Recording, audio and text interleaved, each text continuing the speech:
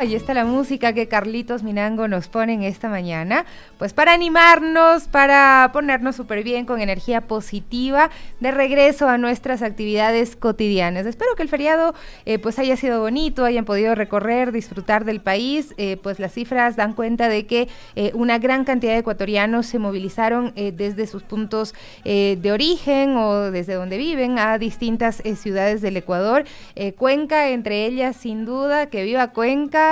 Pues una ciudad muy linda, yo estuve por allá, debo contarles, y realmente me sorprende lo hermosa que se pone Cuenca en sus fiestas y ya cotidianamente es una de las ciudades más lindas del Ecuador, así es que pues nada más destacar ese saludito nuevamente a Cuenca, quizá a destiempo, pero nunca es tarde cuando se tiene pues muchísimo cariño a una ciudad tan bella precisamente como Cuenca. Andrés Durán ya lo veo ahí también en pantalla, hoy nos acompaña desde su casita. Andrés, ¿cómo estás? ¿A dónde te fuiste en el feriado? ¿Te quedaste en casita trabajando? Hola Sofía, ¿cómo estás? Un gusto saludarles, queridos amigos. Muy bien, la verdad sí, tranquilo en casa, no hubo mayor ajetreo.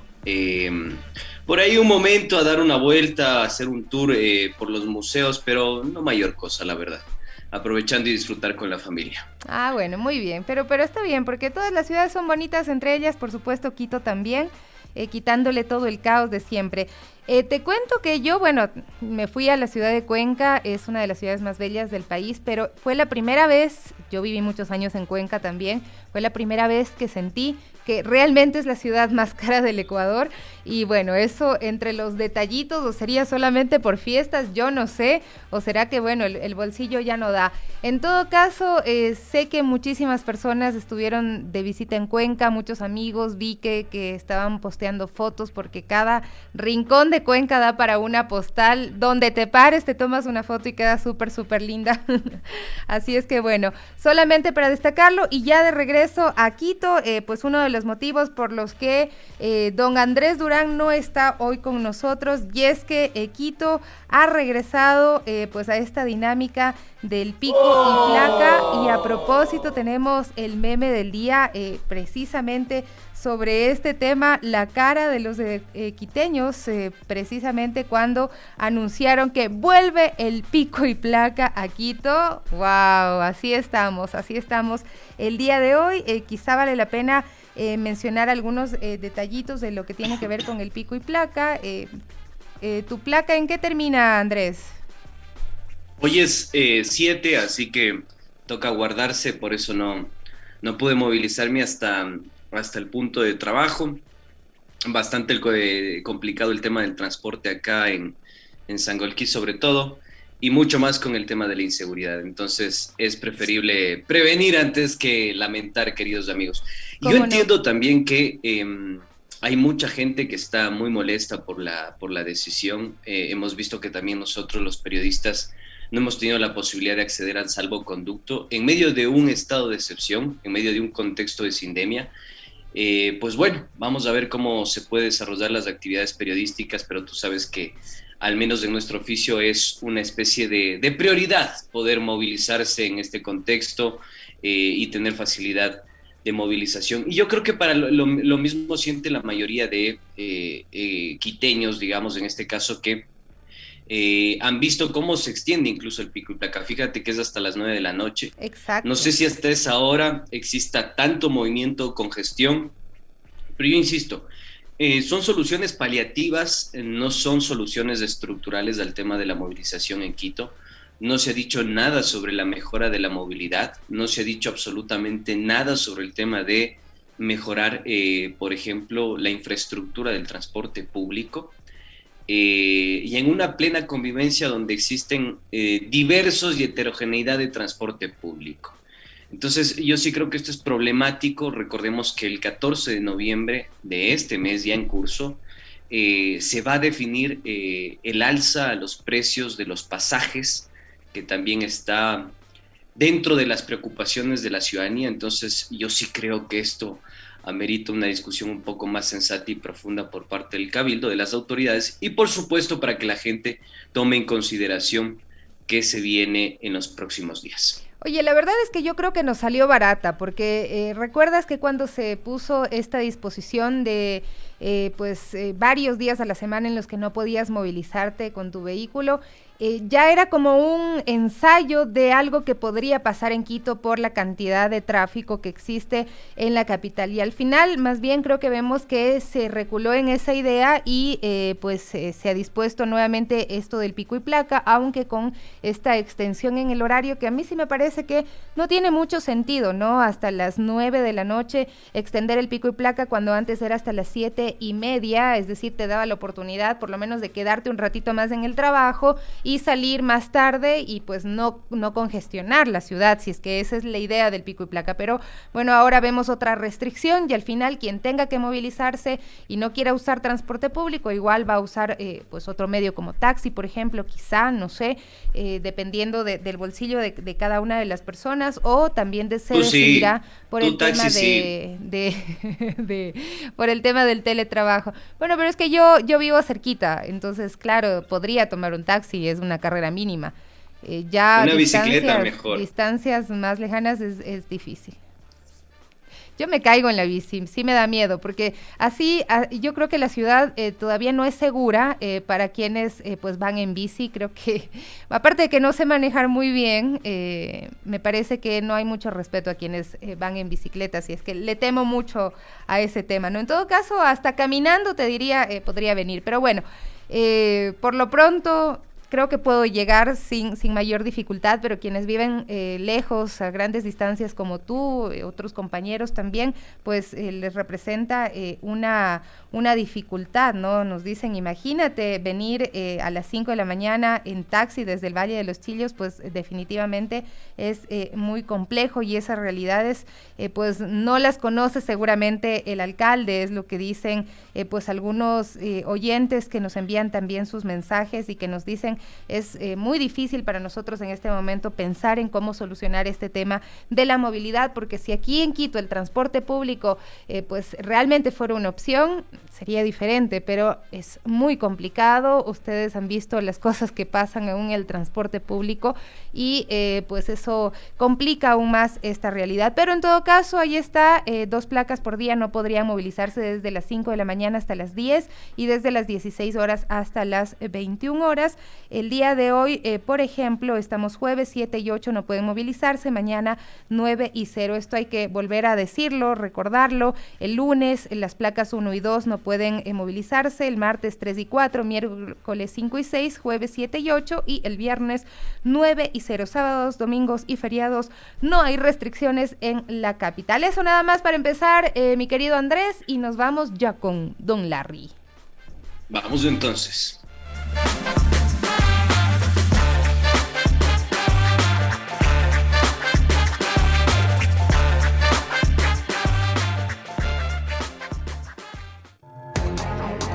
¿Qué dice Larry?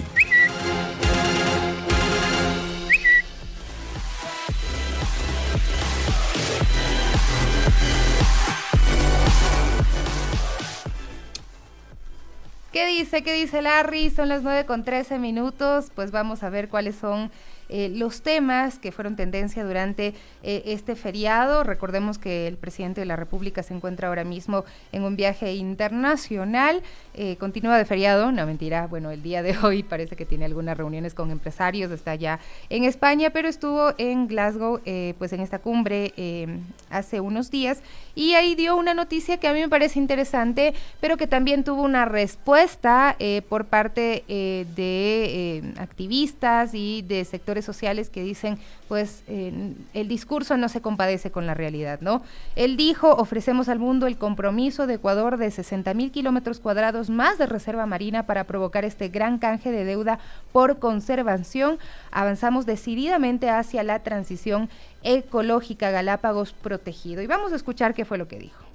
Ofrecemos al mundo el compromiso de Ecuador de 60,000 kilómetros cuadrados más de reserva marina para provocar este gran canje de deuda por conservación.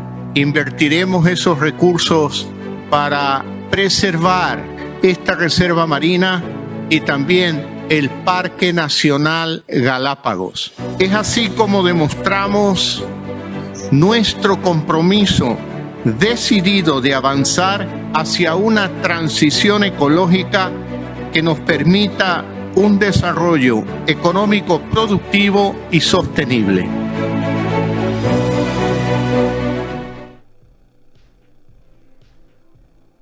Bueno. Esto fue lo que dijo en esta cumbre climática el presidente de la República, Guillermo Lasso, y pues hubo una respuesta por parte de algunos sectores sociales, de líderes, lideresas, indígenas sobre todo, que le reclamaron lo siguiente. Nina Gualinga dice: lo que Guillermo Lasso no dijo en su rueda de prensa en la COP26, cuando anunció la Reserva Marina de Galápagos, que obviamente es súper importante, es que a la vez va a destruir la selva y territorios indígenas, duplicando la explotación petrolera. Esto es lo que dice Nina Gualinga, activista, defensora de los derechos de la naturaleza en la Amazonía ecuatoriana. Y luego también, la CONAIE da cuenta a través de un comunicado y también en entrevistas a medios internacionales lo mismo. Dice: el gobierno ecuatoriano planea aumentar la extracción petrolera y minera en nuestros territorios con los decretos 95 y 151. Tuntia Catán, líder Shuar, denuncia que Guillermo Lasso ha pregonado una transición ecológica en la COP26, pero al mismo tiempo amenaza la Amazonía. Y con más detalles, también han publicado un video en su cuenta de Twitter, un reclamo de la CONAIE por los decretos petroleros. Escuchemos. Rechazamos rotundamente los decretos 95-151 emitidos por el gobierno de Guillermo Lasso. En palabras sencillas, el decreto 95 busca duplicar la producción petrolera en el país. Eso significa que van a sacar 500,000 barriles más cada día. El decreto 151 busca expandir las fronteras mineras como locos. ¿Y de dónde creen ustedes que quieren sacar todo ese petróleo y el oro nuevo? Tanta riqueza han sacado nuestros territorios y es donde menos se ha invertido en el país. Infórmense en sus comunidades que pronto tomaremos acciones. Se viene una lucha dura.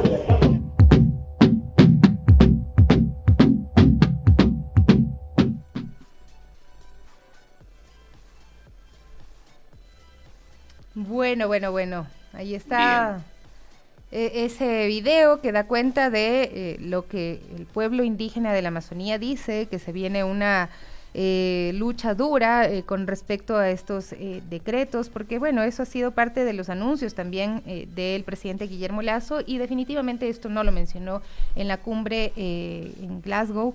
Y sí, lo otro, ¿no?, que es positivo, que también es un pedido de muchos sectores protectores del ambiente, de esta reserva tan importante como es Galápagos. Se venía pidiendo hace rato, de hecho. Sin embargo, pues bueno, esto por lo pronto es un anuncio. A ver qué pasa, porque debe darse ya el paso legal, el camino legal para la ampliación de esta reserva marina. Ecuador, Costa Rica, Colombia y Panamá se han comprometido a extender la protección de sus reservas marinas, pero solo Panamá lo tiene legalmente establecido hasta ahora. Así que bueno, hay que ver qué pasa y cuál es ese camino legal que tomaría el gobierno ecuatoriano, Andrés. Así es, Sofía. A ver, algunas cosas acá que quisiera mencionar con ustedes, queridos amigos, para que lo tomen en consideración. Este problema del extractivismo no es de hoy. No hay que endosarle tampoco, me parece injusto endosarle la responsabilidad al presidente actual, al presidente de la República, Guillermo Lasso. Creo que es justamente una disyuntiva en la que hemos estado inmersos desde que en el Ecuador se descubrió el petróleo, ¿no? Es esta posibilidad de seguir fomentando una matriz extractivista basada también en un modelo económico primario exportador, que de alguna forma no terminó de generar esa transición tan anhelada y deseada, ¿no? De volver sostenible, sustentable sus industrias y cambiar ese modelo extractivista. Yo sí quiero decirte que esto, sobre todo a partir del año 2014, le pasó una enorme factura al expresidente Rafael Correa, porque generó campos de conflictividad con algunos sectores que eran defensores ecologistas, unos absolutamente fundamentalistas tomando en cuenta la propia composición de la CONAIE y del movimiento indígena, y otros que evidentemente tenían demandas y exigencias que de alguna forma están amparadas en la Constitución y en las leyes ordinarias u orgánicas. Entonces yo sí creo que eso es importante decirlo y tomarlo en cuenta. Ahora bien, esta es una demanda y una exigencia por parte de la sociedad civil, de los sectores ecologistas, de las personas que habitan esos territorios donde se ejerce el extractivismo, pero también hay una realidad que es lamentable. Frente a esta situación en la que hoy por hoy nos encontramos, cuando los que más tienen menos quieren contribuir y los que menos tienen más les toca contribuir, hay una profunda, una nueva disyuntiva, digámoslo así. ¿Por qué razón? Porque este modelo que está implementando el presidente de la República está apelando a una vorágine extractivista, mucho más acelerada incluso que la que vivimos a partir del año 2014. ¿Y por qué digo esto? Porque el presidente evidentemente no tiene un plan de desarrollo, un modelo sustentable y sostenible. A mí me dio la impresión, y creo que en esto coincido con muchos analistas que han perifoneado sus criterios en las redes sociales, que fue una absoluta y completa improvisación lo que vivió el Ecuador en esta reunión, en esta cita que tuvo la comunidad internacional en Glasgow. No hay realmente una hoja de ruta que trace la sostenibilidad y la sustentabilidad del país.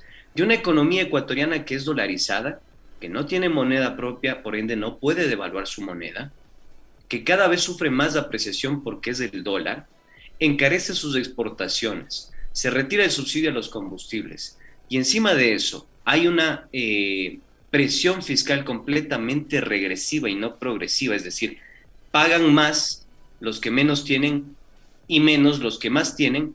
Entonces yo creo que es una camisa de fuerza para la economía nacional. Ahora, ¿qué se va a hacer con todo esto? Se desconoce absolutamente, porque evidentemente el Estado ecuatoriano tiene que generar esos recursos. ¿De dónde los va a sacar si no está recaudando impuestos? No está generando un modelo alternativo, está apelando al extractivismo y sobre todo no tiene planes de contingencia para resolver el problema climático en este país. Yo creo que es una camisa de fuerza que la vamos a sentir y está obligado a apelar a este tema del extractivismo y la producción petrolera, bueno, sí, dígase minera. Sí, pero dentro del discurso, Andrés, creo que es interesante pues analizar, ¿no? Lo que se dice con bombos y platillos y lo que se hace en la práctica, en la realidad. Recordemos que pues incluso si vamos tiempo atrás, el ahora presidente Guillermo Lasso criticaba, por ejemplo, el proyecto de las cocinas de inducción que buscaba y tenía como el gran objetivo hacer que los ecuatorianos dejemos de depender tanto del gas, del GLP, pues pasemos a usar las cocinas de inducción, que era más fácil para el Ecuador produciendo energía eléctrica, subsidiar la energía eléctrica que subsidiar el gas, ¿no?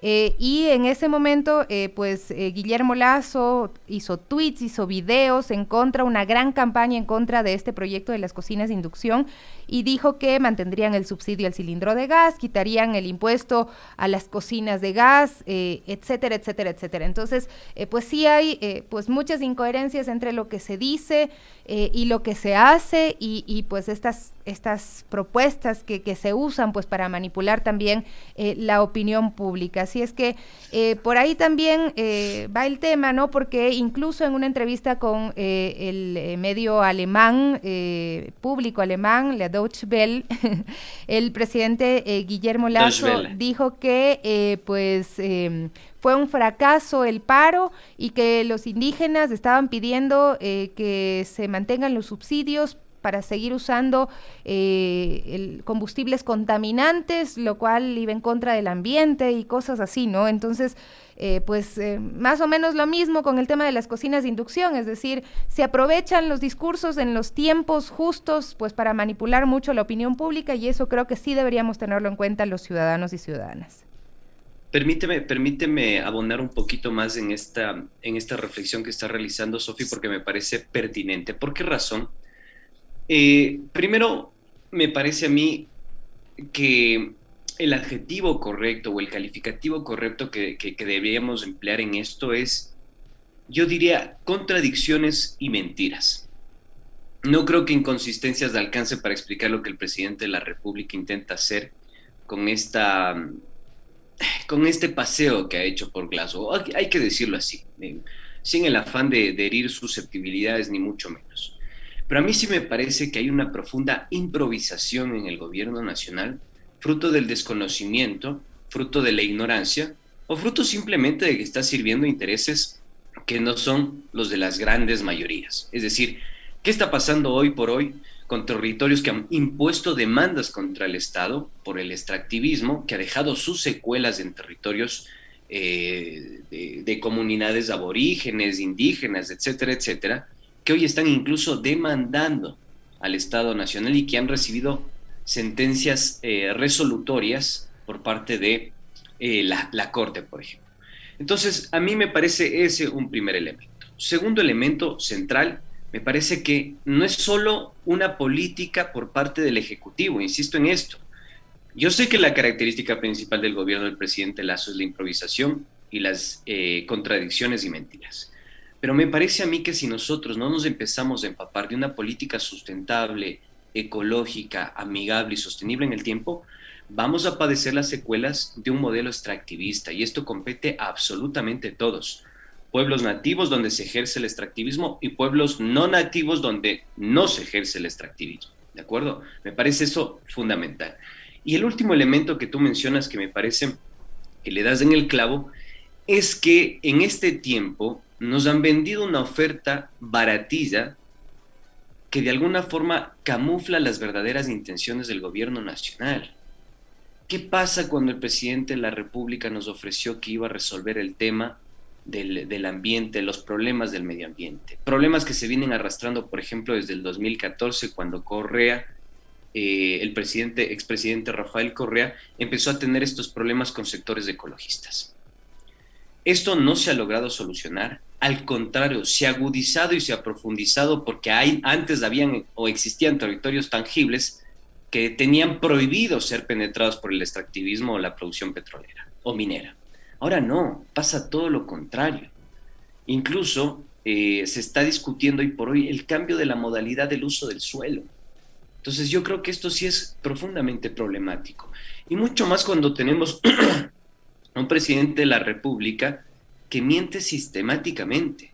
Cuando nos dice que hay sectores que van en contra del retiro del subsidio a los combustibles, ¿cómo se los puede entender si esto de alguna forma, palabras más, palabras menos, remedia el problema del medio ambiente? Esa no es una solución técnica y mucho menos una explicación técnica. Y quiero decirte algo más. Es una emulación discursiva del expresidente Lenín Moreno. Porque eso nos decía Lenín Moreno. O sea, retirando el subsidio a los combustibles, vamos a ayudar al medio ambiente. ¿Por qué? Porque no sé qué intentan, desincentivar o desalentar el consumo de la energía que mueve el motor económico del país. Eso no va a suceder. Necesitamos el combustible para cualquier tipo de movilización. Diferente hubiera sido que digan, desde ahora en adelante, con la energía eléctrica que poseemos, producto de nuestras cuencas hídricas, vamos a generar una energía sustentable para los hogares y para la movilización del transporte público y privado. Bueno, eso está Pero lejos esas soluciones de suceder. no tenemos a la vista. 9:28. Otro tema más, porque también pues antes del feriado se envió este proyecto de ley como que entra como económico urgente a la Asamblea Nacional, y también pues durante el feriado se envió la proforma presupuestaria 2022. Y bueno, algunos detallitos de lo que hasta el momento ha saltado como alarmas por parte de la ciudadanía. Ahí tenemos Radio Pichincha, un tuit que nos dice que la FEGUE informa que la proforma presupuestaria 2022 recorta $213 millones a la universidad pública. Ahí está el comunicado. lo vamos a revisar ahora. Dice: el gobierno de Guillermo Lasso, a través de su proforma presupuestaria 2022, reduce 213 millones de dólares a las universidades y escuelas politécnicas, poniendo en riesgo calidad, el acceso a la investigación en la educación superior y los planes de retorno progresivo presencial a las aulas universitarias.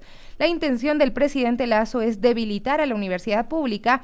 Esta medida obedece a los acuerdos del gobierno nacional con el FMI BID también, que para otorgar líneas de crédito al país obligan reducir presupuesto para educación y salud. El presidente Lasso le miente a la juventud y al pueblo ecuatoriano, mientras en su discurso habla de entregar más cupos, garantizar la autonomía universitaria y la calidad. En los hechos, su proyecto de reforma de la LOES beneficia a las universidades privadas y con la reducción presupuestaria asfixia a la educación superior. Desde la FEBUE Nacional denunciamos el sistemático recorte presupuestario que ha sufrido las instituciones de educación superior públicas. En los últimos 4 años se han recortado aproximadamente 458 millones de dólares. Hacemos un llamado a la Asamblea Nacional a observar y exigir al gobierno nacional que la proforma entregue los recursos económicos que establece la Constitución para la educación.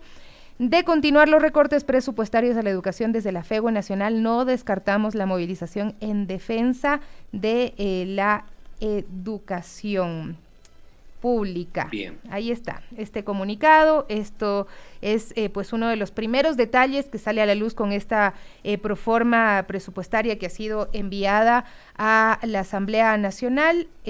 Andrés, tenemos algunos detallitos de estos recortes, pero sigue tú. Sí, solo permíteme hacer una precisión.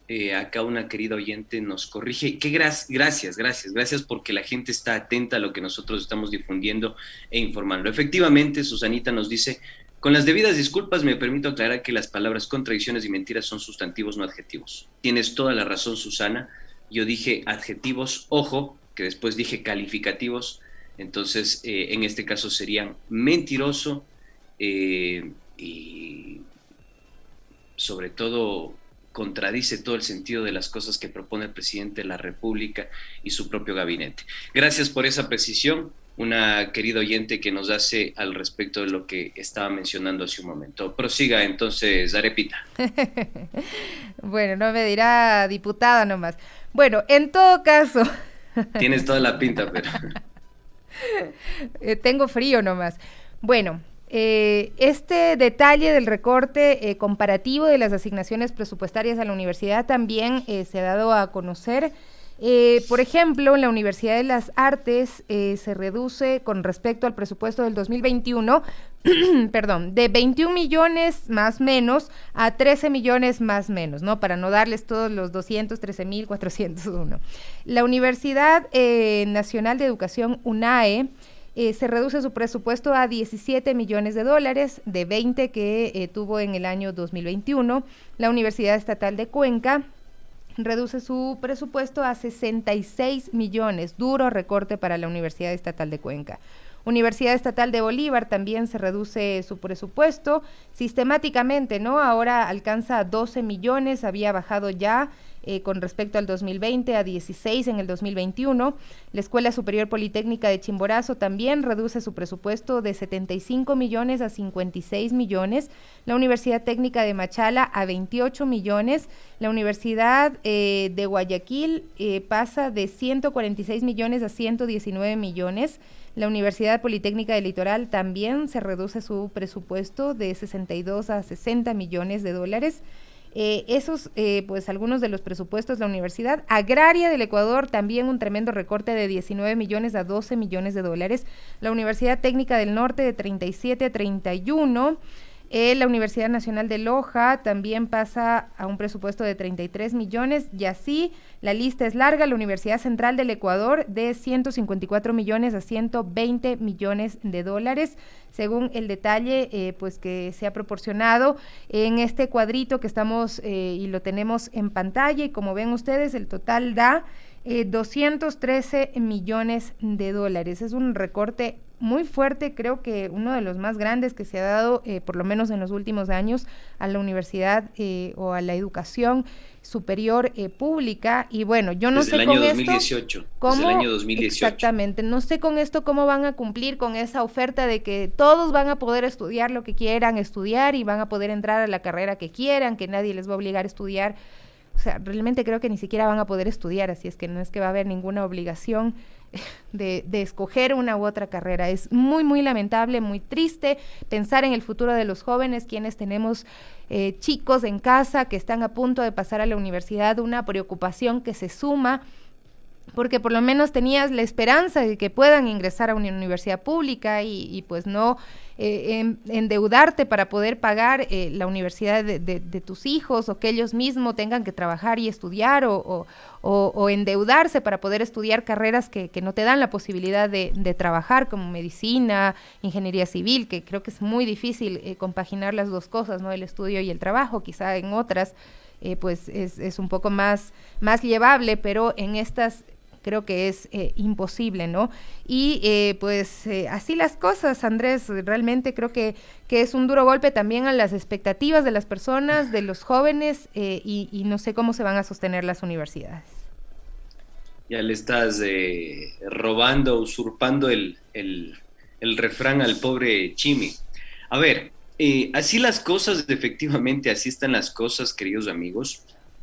Yo sí quisiera decirles algo que en lo que no se está centrando el debate público y que a mí me parece espeluznante. Ya lo escuchábamos nosotros en Punto Noticias.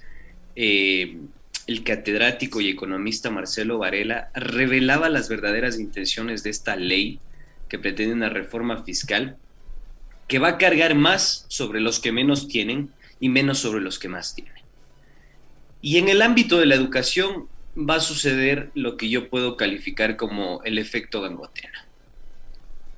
Los más ricos van a poder estudiar y los menos favorecidos no van a poder estudiar, ¿sí?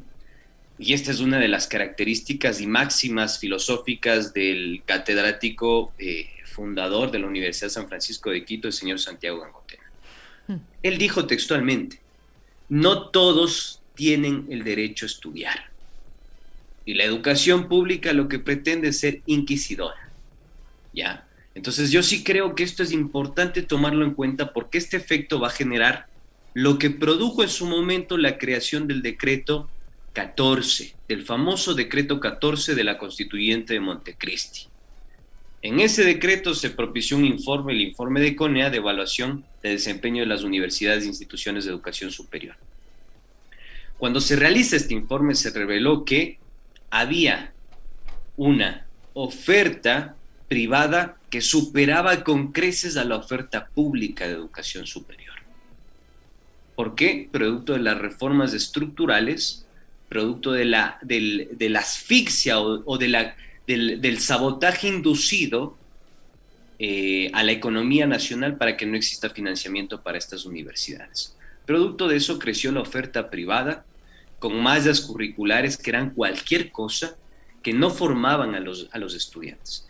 Entonces, que no les sorprenda que nosotros volvamos a transitar por esa década de los años 90 en la que se facilitó la proliferación de universidades de garaje con ofertas paupérrimas, de donde salían docentes taxis que daban 3 horas de cátedra y 2 horas por acá, 3 por acá, 5 por acá, y así lograban redondear para el sueldo, y que los estudiantes salían con muchos vacíos. Eso va a suceder si no se logra mitigar este impacto, este ajuste presupuestario para las universidades públicas, que están destinadas sobre todo para esas personas que tienen escasos recursos. Y otra más, que es súper importante: vayamos a lo que estableció en su momento la reforma universitaria de Córdoba.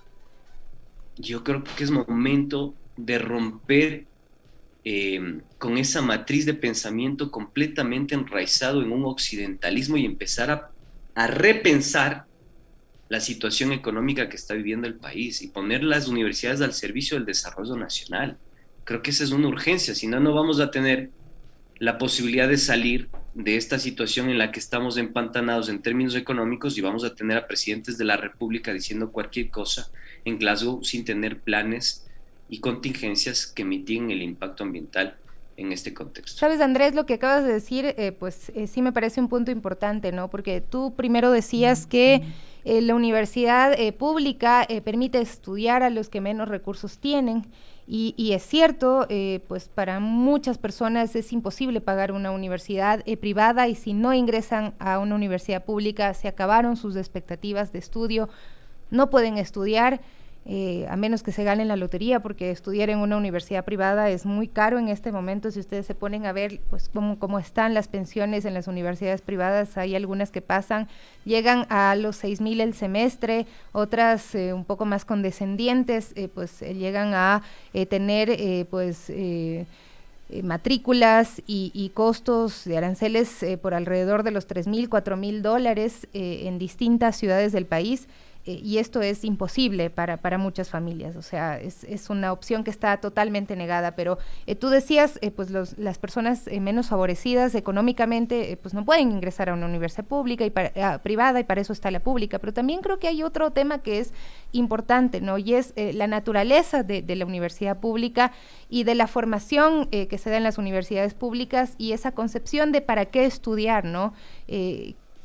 Y es lo que tú mencionabas al último, ¿no? Desde las universidades públicas se supone que por lo menos se forman a profesionales que se van a encadenar en el desarrollo del país, en sostener los puntos más débiles o fortalecer los puntos más débiles que tiene la economía ecuatoriana, mientras que si es que tú te vas a la Universidad del Señor Gangotena, por ejemplo, seguramente te van a decir que tú tienes que cuidar tu patrimonio y te van a enseñar a fortalecer tu patrimonio y individualmente, ¿no? O sea, no algo colectivo, sino algo para ti.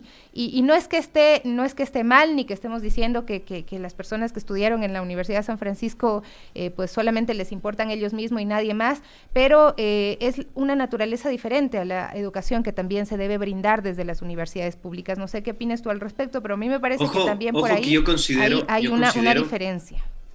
Sí. Yo considero, Sofi, queridos amigos, que todas las universidades públicas, privadas, cofinanciadas tienen que estar al servicio del desarrollo nacional. Esa es una realidad. Sí, pero o sea, sí es diferente. No está la sucediendo visión. eso, Exactamente. y eso es el cuestionamiento que tenemos que realizar. Ahora bien, yo sí creo que hay que empezar a construir un conocimiento que nos permita a nosotros liberarnos de esta camisa de fuerza en la que nos encontramos. ¿Qué modelo de desarrollo necesitamos en el país? ¿Qué debemos propiciar? ¿Qué encadenamientos productivos? ¿Qué industrias debemos priorizar? Yo creo que esas son las discusiones y debates que tenemos que tener en los espacios académicos, institucionales, que forman a las nuevas generaciones, y que hoy por hoy no las estamos teniendo. Y lo que vemos desde el Ejecutivo y desde la política pública del gobierno nacional es mayor ajuste, mayor asfixia, mayor estrangulamiento financiero. Fíjate que no solo decrece el presupuesto asignado para las universidades públicas, sino que también se incrementa el costo de la vida, producto de la eliminación del subsidio a los combustibles, o de la eliminación parcial del subsidio a los combustibles. O sea, lo que estamos construyendo en este país, y recientemente tuve la posibilidad de visitar el Museo de la Ciudad, dicho sea de paso, vayan, visítenlo, hay una exposición muy interesante de octubre de 2019, y también una exposición de la historia del país, de Quito sobre todo. Es la composición de una sociedad de castas por la que nosotros ya transitamos, y eso no nos ha dejado unas lindas secuelas. Por el contrario, yo creo que lo que hay que fomentar es un espíritu un poco más cohesionado, más unido, más articulado, donde se pueda generar o facilitar la transición económica tan deseada. Pero insisto, creo que esto da para un debate, para un programa completo y con datos perturbadores y de color, para que usted pueda generar esas conclusiones tan deseadas y tan anheladas, porque sí hay datos que revelan cómo se incrementó la tasa de matriculación, sobre todo en sectores indígenas y afroecuatorianos, que facilitaron por primera vez el acceso a la educación superior en toda la historia de su familia. Y creo que esto es bastante revelador, y seguramente con Sofía vayamos a preparar un programa especial para que usted tome conocimiento de estas situaciones. Pues sí, mientras tanto, y como lo decíamos, esto se desprende de esta proforma presupuestaria entregada en la Asamblea Nacional durante el feriado y que ya está en conocimiento de los legisladores. Precisamente sobre esto es otro de nuestros tweets, calificadas de estas proformas 2022 y el proyecto de ley económico por el CAL se tramitarán de la siguiente manera. Pues la proforma presupuestaria irá a la Comisión de Régimen Económico, mientras que la propuesta de ley económica irá a la Comisión de Desarrollo Económico. Quiero tomar algunos detallitos de algunas personas que opinan también a través de Twitter sobre estos temas. Larry Yumibanda es economista de Guayaquil, dice, según la proforma presupuestaria 2022, en cuanto a los ingresos y gastos permanentes, se presenta un déficit de $740 millones, lo que estaría en contra a lo que dispone el artículo 286 de la Constitución. Pero además dice lo siguiente: salvo que se establezca la excepcionalidad de que los gastos de salud, educación y justicia se financien con petróleo. Esto es lo que menciona el economista. Pero hay otro tuit que también me llamó la atención. Decía, la proforma presupuestaria del año 2019 alcanzó los 36.160 millones. En el año 2020, 35.498. Año 2021, 32.948. Y año 2022, 33.899. Los rubros de gasto de personal y transferencias a la Seguridad Social determinan el incremento presupuestario en el 2022. ¿Pero por qué este incremento en gasto de personal? En realidad, esto lo que pues ha sido determinado es que pues va a darse un recorte más de personal, según ya dan a conocer detalles de este presupuesto. Andrés Campaña Remache, en cambio, dice, página 67 de la proforma presupuestaria, están previstos $210 millones para la desvinculación de los servidores públicos en las diferentes modalidades. Los más afectados serán los ministerios de Educación, Salud y Trabajo. Programa de reforma institucional de la gestión pública refleja una asignación de 210 recursos que van a ser coejecutados por algunas entidades del presupuesto general del Estado, permitiendo la desvinculación de servidores públicos de las diferentes modalidades y en cumplimiento con las disposiciones constitucionales y legales, con el fin de mantener las estructuras institucionales competitivas y productivas al servicio de los ecuatorianos. Es lo que dice ahí esta proforma presupuestaria, y que ha sido destacada también por algunos analistas que ya le han dado un vistazo a esta proforma que está en manos de la Asamblea Nacional. Andrés. Oiga, ¿será que ya vamos con el tema del día o me va a dejar con los churros hechos? No, vamos, por favor, una pausita, también me está rogando. Gracias. Carlitos Minango desde hace rato. Ahí vamos. Gracias.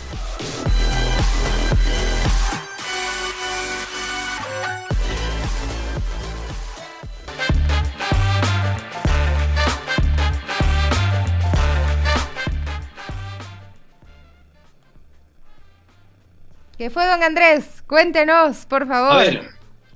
Ahora sí, vamos a meternos en el tema del día. Queridos amigos, yo sí creo que en vista de la entrevista que sostuvo en este día, en esta mañana, Pichincha Comunicaciones con el economista Marcelo Varela, creo que es importante que nosotros les expliquemos la otra cara de qué es lo que origina esta reforma jurídica que pretende una mayor presión fiscal sobre los sectores menos favorecidos. ¿Qué quiere decir esto o con qué se come? Muy sencillo. Mayor impuesto sobre los que menos tienen, ¿ya? Que va en contra de todos los postulados, incluso constitucionales, porque nuestra Constitución establece con absoluta claridad que los impuestos tienen que ser progresivos. ¿Qué quiere decir? Que los que más tienen, más deben contribuir al fisco y, por ende, a la sostenibilidad de las principales o de los principales gastos que tiene el Estado. ¿Cuáles son? Educación, salud. Dicho sea de paso, para que ustedes se fijen en el recorte presupuestario que se está efectuando en este preciso momento sobre la educación superior del país.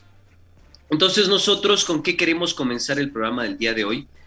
¿Qué origina la reforma jurídica tributaria del presidente Guillermo Lasso? Y esto es muy sencillo. ¿Cuál ha sido el principal socio del presidente Guillermo Lasso y del expresidente Moreno, además de los grandes grupos económicos y los gremios empresariales dígase cámaras, consorcios, de la producción, del comercio, etcétera, etcétera, es del Fondo Monetario Internacional.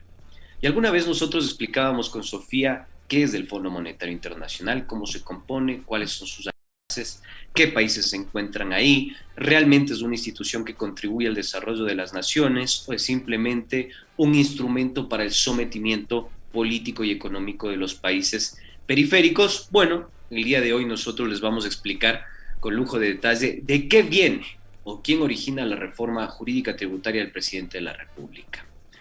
La última reforma tributaria se relaciona con las exigencias y acuerdos del Fondo Monetario Internacional. Durante el gobierno de Moreno se aceleró el acuerdo con el FMI en los siguientes campos. Ojo con esta información que vamos a dar. Son valoraciones hasta el año 2020. Recordemos que antes existía un acuerdo de confidencialidad firmado en un papel con lápiz por el exministro de Economía y Finanzas Richard Martínez, que algún momento Acción Jurídica Popular lo reveló y dimos cuenta del detalle que existía con lápiz. Se firmaban los rubros y los desembolsos que hacía el FMI al Estado ecuatoriano. Para que ustedes vean la improvisación que existe, que no es tónica de este gobierno, sino que es la continuidad del gobierno del expresidente Moreno. Entonces recordemos que para acceder a más de 7,000 millones de dólares, Moreno en su momento subordinó la política pública a las directrices del FMI.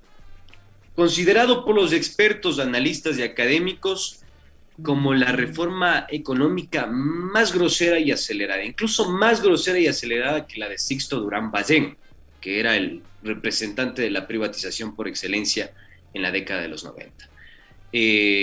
Vamos entonces a mencionarles en qué ámbitos se concentró la reforma. Tenemos 5 campos. ¿Te parece, Sofi, si vamos enunciándolos entonces? ¿Cómo no? Recorte fiscal. Recorte fiscal. Vamos con recorte fiscal. ¿Qué se hizo en cuanto al recorte fiscal? Realineación de la cuenta salarial del sector público. Ya no es la misma cuenta, ya no se destinó los mismos salarios al sector público, por el contrario, se recortó el aparato público desde la época del señor Lenín Moreno. ¿Qué sucede después, Sofía? Bueno, tenemos también la optimización del sistema de subsidios al combustible dentro de este recorte fiscal que lo estamos viviendo.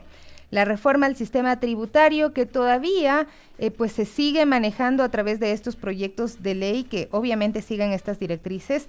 La reducción del gasto público en bienes de capital y servicios y concesiones de activos públicos en manos privadas. Todo esto parte de este lineamiento en lo que tiene que ver con el recorte fiscal. Esto es lo que ha mandado a hacer el FMI y pues como ciudadanos, ahí está esta posibilidad de comparar lo que han mandado a hacer y lo que se está haciendo, a ver si es que es lo mismo, y parece que sí. Efectivamente, también tenemos reforma al sistema tributario, reducción del gasto público en bienes de capital y servicios. Esto quiere decir garantizar derechos constitucionales como educación y salud, y concesión de activos públicos en manos privadas. Esto no está dentro del checklist, digamos, de la política pública que se empujó junto con el FMI. Esto faltaría ejecutar, pero sí está en la mesa y en el orden del día del presidente Guillermo Lasso. Véase nada más el decreto para el sector el sector eléctrico del país. Se va a propiciar la inversión extranjera, la inversión privada, no se establece el cómo. Y yo ya tuve la posibilidad de comunicarme con un experto en la materia y él me dijo textualmente, le cito, es una privatización camuflada. Eso es lo que me dijo el experto. ¿Qué más tenemos, Sofía? Ya también en lo que tiene que ver con la autonomía del Banco Central, lo que se ha pedido y se ha hecho, prohibir invertir en títulos de valores emitidos por el Estado, fortalecer reservas internacionales que respalden depósitos públicos y privados, y pues hacer una junta independiente de responsabilidades fiduciarias. Todo esto ya se tramitó en el gobierno anterior. Efectivamente, competitividad y crecimiento. Les encanta hablar a ciertos economistas de competitividad y no la entienden realmente. Piensan que competitividad es precarizar la mano de obra. Simplificar el sistema tributario y ampliar la base. Esto se está efectuando, se efectuó en su momento con el señor Moreno, y hoy se va a profundizar si se da paso a esta normativa, ¿ya? Ampliar la base tributaria, eliminar preferencias que benefician a los más ricos, esto no ha sucedido. Ni sucederá. Reequilibrar el sistema de impuestos directos e indirectos, se lo ejecutó. Eliminar impuestos de importación o salida de divisas, se lo hizo paulatinamente. Reforma laboral con nuevas modalidades de contratación, esto ya se lo hizo con la ley de apoyo humanitario. Se quiere agudizar, que es parte de la hoja de ruta trazada con el FMI en el gobierno de Lasso.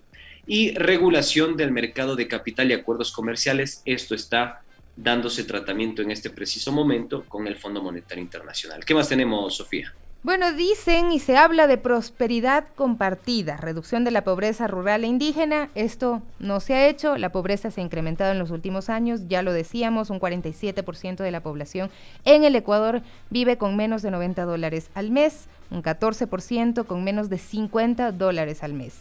Ampliar la cobertura de bonos de desarrollo humano tampoco tiene el ok de realizado.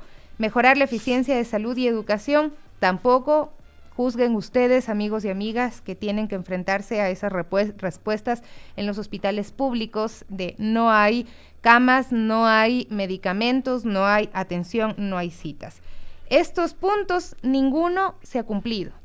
Digamos que serían como que el balance ahí para decir, bueno, nos están dando duro por un lado, pero nos están compensando por otro. Nada que ver.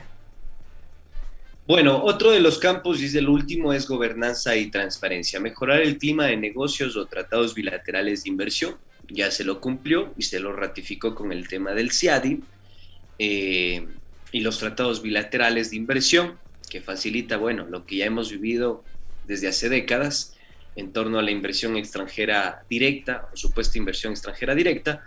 Legislación de la corrupción. Yo creo que esto es como que te voy a mandar un comodín, ya te voy a mandar una yapita y te mando esto de legislación, corrupción. Tampoco está precisado, profundizado. Y tenemos dos finales. Política fiscal y situación de deuda. También se lo realizó, se lo ejecutó en el gobierno de Moreno. Ahora se piensa hacer una renovación. Y finalmente, publicación de los estados financieros del Banco Central. Recordemos que se aprobó la Ley de Defensa de la Dolarización, que le da un carácter completamente autónomo e independiente al Banco Central del Ecuador. Más adelante precisaremos por lo menos un artículo que es bastante perturbador. ¿Qué podría suceder si no existe respaldo económico en el extranjero, en las reservas internacionales, del suficiente respaldo económico internacional del país? ¿Qué tendría que hacer en ese caso el Estado ecuatoriano? ¿Respaldar esos activos financieros de los bancos? Bueno, ya les vamos a precisar qué dice el 173 de la Ley de Defensa de la Dolarización. Esos son los campos que les hemos mencionado, queridos amigos, del cumplimiento del acuerdo con el Fondo Monetario Internacional. Ahora, ¿qué pasa actualmente? Un comunicado del Fondo Monetario Internacional del 8 de septiembre de 2021 reveló el último acuerdo, cito textual, acuerdo a nivel de personal técnico sobre la segunda y tercera revisión del Programa Económico de Ecuador en el marco del servicio ampliado SAF, ¿ya? Esta es una especie de renovación del acuerdo con el Fondo Monetario Internacional en el gobierno del presidente Guillermo Lasso. Eso es importante que lo tomemos en cuenta, porque el presidente de la República, cuando asume su mandato 3 días después, no se reúne con los campesinos arroceros a los que tiene que elevarles el costo de la saca para facilitarles un equilibrio y sostenimiento de su economía. Se reúne con el señor representante del FMI, ¿sí? O ex representante del FMI, el señor Mauricio Claver Carone. Eso es importante tomarlo en cuenta, porque ahí se vuelve a redefinir la política económica por la que va a transitar el Ecuador estos últimos 4 años. Precisamente, ¿quieres escuchar al señor Carone qué dijo sobre la deuda que le dejaron montada a Argentina? Escuchemos entonces. Por favor. El programa más grande en la historia del Fondo Monetario lo empujamos para Argentina. Que se haya mal manejado el programa, que no se haya ejecutado bien por parte de Argentina y les haya costado una elección, es una cuestión.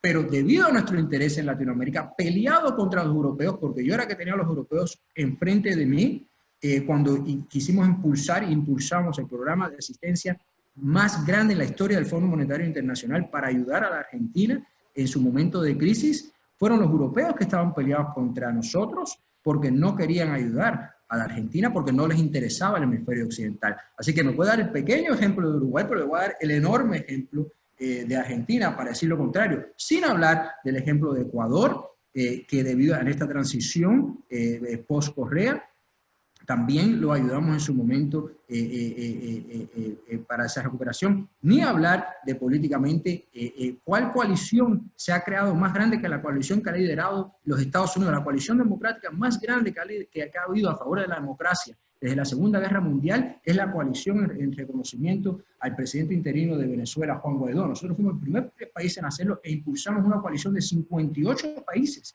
en el mundo que han reconocido a Juan Guaidó. Con eso nada más cerramos el día de hoy y nos quedamos con alguna información que también pues se las debemos y les daremos el día de mañana, pero solamente para que vean cómo es que funciona el FMI, porque no solamente son prestamistas, sino te ponen las condiciones y luego te brindan asesoría, y cuando las cosas salen mal, dicen la han mal utilizado, les fue mal, y etcétera, etcétera, etcétera. No ejecutaron el plan al dedillo, que también suelen decir. Yo solo me despido con este dato para que ustedes, digamos, dimensionen lo que está en juego y a qué intereses representa el Fondo Monetario Internacional y sus políticas de ajuste. ¿Quién es el señor Claver Carone? ¿Quién es el señor Mauricio Claver Carone? Fue exdirector ejecutivo de los Estados Unidos ante el Fondo Monetario Internacional y asesor principal de Donald Trump en los temas relacionados con Canadá, América Latina y el Caribe. ¿Ya? Para que ustedes dimensionen a qué intereses geopolíticos estamos sirviendo en este preciso momento. Nada más, queridos amigos, yo me despido como siempre, diciéndoles que usted y solo usted tiene las conclusiones. Nos vemos el día de mañana a las 9 en punto, volvemos con 7F Plus, la otra política. Chao, chao.